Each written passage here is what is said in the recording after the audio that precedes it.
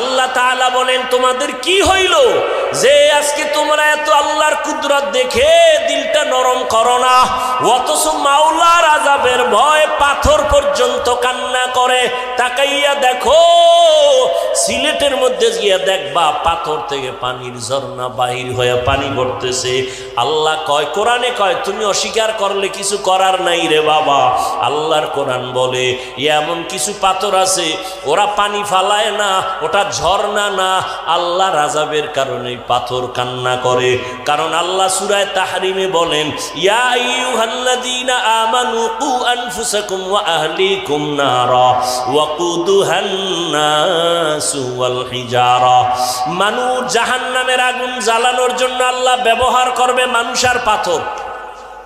পাথর কান্না করে, অজর দাঁড়ায় পানি। আবার কিছু কিছু পাথর আছে ওরা আল্লাহর ভয়ে ফেটে যায়।